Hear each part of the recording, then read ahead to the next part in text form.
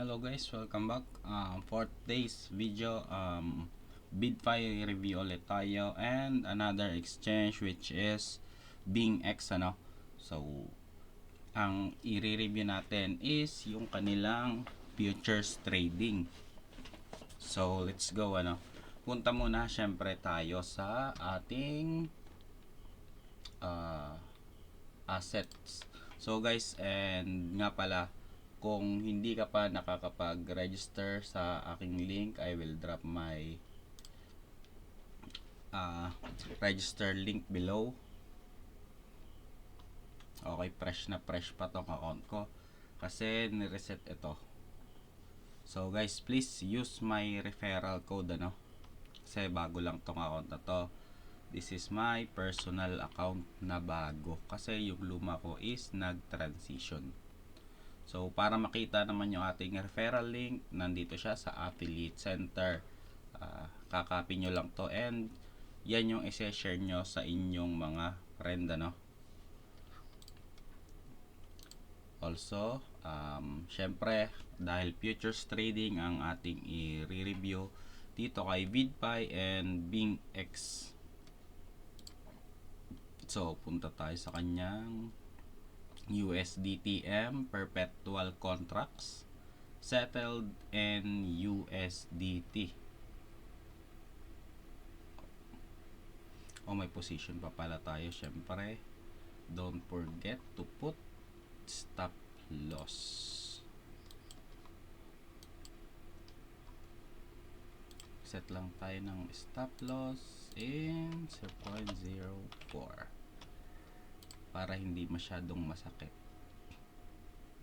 So dito lang yon, malapit lang, para if ever bumaba man siya, tumaas and mahit yung stop loss natin, hindi ganon kalaki yung loss. Kasi kung wala tayong stop loss, kapag hindi nag play out ang ating setup, medyo masakit po. Also, may ito imbalance to imbalance itong area na to. So kung 40 dito, possible delikado yung ating stop loss, pero syempre meron namang re-entry kaya maliit lang yung ating stop loss. Okay, 618 area din pala to. So anyway, ano nga ba yung ma-offer ni BidFi and BingX in terms of futures trading? So here on BingX, pwede rin kayo mag futures, but if you want an exchange ano na nag-o-offer ng mas mataas na leverage trading, okay, sa leverage dito kay BingX, halos same setup lang din kay BidFi, pero mas sanay tayo kay BidFi ano. And check the leverage. So BingX only offer the maximum of 150x only, while BidFi offers up to 200x. So punta muna tayo kay BidFi na no. So BidFi offers up to 200x leverage. Kung makikita po ninyo, ang max leverage kay BidFi is 200. Good na good para sa ating mga scalper dyan ano. And as you can see on BingX, the maximum was only 150 and BidFi is 200x in terms of futures trading. So also dito sa ano, pwede naman tayo ditong mag-set up din ano. So paano nga ba ako mag-set up? Medyo magulo kasi yung kay BTC. So pwede din tayo ditong mag-TA guys ano, sa mismong platform ni BidFi. So eto yung kanyang week low and yung kanyang lower high. Ito yung kanyang lower high. Medyo may konting sweep lang ano, pero still valid. And eto naman yung kanyang change of character. May sweep ulit, bull trap to pag ganito, then balik ulit. Pero however, I'm expecting the price to bounce this area around 618. And kapag syempre gusto ko makitang bumalik dito yung price sa area na to, saan ako mag-e-entry? Actually kanina meron akong entry, kaka-out ko lang kasi. So Fibonacci ulitin nga natin, set tayo ng Fibonacci kasi around 618 din itong area na to eh. Palitan lang natin. Also guys, you can customize the lines, Fibonacci lines here on Bidfy, ano.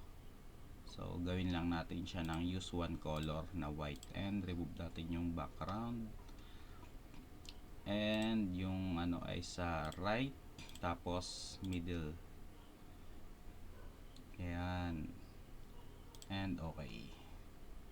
So ayan, kung makikita natin, sakto din sa area ng 618 yung ating entry. So magseset tayo ng ratio if ever ma-hit yung ating entry ng short. Syempre above lang ng order block. So siguro around dito, para if ever hindi siya mag-play out, maliit lang yung risk, hindi tayo ganun matatalo. And the TP is this low. Ayan. So kung susukatin natin, ang kanyang risk reward is 1.5, ano. So risk $1 and win $5 if ever mag play out yung inyong trading setup, ano. Pero syempre hindi lang tayo dito magre-rely, marami pang ibang setup na available, hindi lang po ito. Pero kung may tatanong ko nyo, I'm using basic SMC, ano, basic SMC lang po. And also guys, maraming coin na available si Bidfy. Maraming coin na available, hindi lang po si Bitcoin. Makikita naman natin dito, meron silang Ethereum, ayan, marami yan, marami. Kayo ang mauumay sa pagpili ng coin, ano. Yun naman po yung kagandahan. And siyempre check din natin sa BingX. Alam ko marami ding fair sa BingX. Paano ba dito?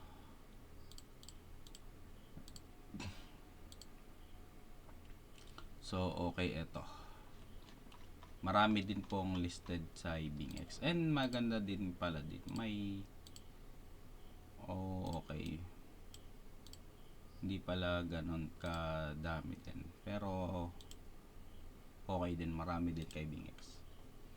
So but in terms of leverage, like I said earlier, BingX only offer 150 and Bidfy offers up to 200x. So yun po naman ang ikinaganda, no. Also guys, meron si Bidfy na watch mode. Yun naman ang maganda dito. Like example, naka-position na tayo, pwede naman tayo mag-watch mode na lang. So kung ilang chart, so let's say 2 charts, 3, 4 and 6. So dalawa lang. Baguhin lang natin basic version ng 1 hour and basic version ng anong time frame, 4 hour. So yan, kung makikita po natin, ito po yung 4 hour time frame, and ito naman yung 1 hour, para makita natin yung kung bearish ba or bullish yung candle, ng closing ng candle. Kasi for example, dito sa area na to, ito yun eh. Kasi sa 4 hour bullish pa siya, and yung nakita naman natin, nag-close yung isang candle ng 1 hour ng red. So iisipin natin siya ay bearish na, pero hindi pa po. Kasi sa 4 hour bullish pa siya, kita-kita, tayo na tayo. And ayun nga, dahil if ever nag-place tayo ng short and biglang umangat ulit yung market, so maaari po na matamaan yung ating stop loss. And kung makikita nyo naman sa area na to, no? So 1 hour to, and dito is 4 hour. Ayan, dito. Kung maisip natin, nakikita natin dito na akala natin bullish na talaga siya kasi tumuloy na eh.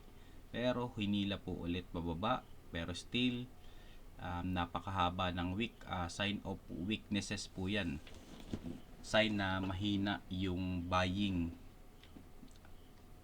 And ayun na nga ang result, nag-dump siya, nag-dump. Ang alam ko sa area na to is nanalo yung Grayscale Bitcoin sa SEC na kaso. And binawi din agad gawa nung FOD na Bitcoin delay spot ETF. Yung listing ng Bitcoin spot ETF is na delay ulit. So ayan po naman ang maganda dito. May watch mode si BitFi, ano. So ayun lang guys. Hope natuto kayo ng kahit konti, no. Kahit konti lang. And sa pag-set naman ng futures, syempre limit market, stop limit. Okay. So limit is kayo po yung kunyari ile-limit nyo po dito sa 27,028.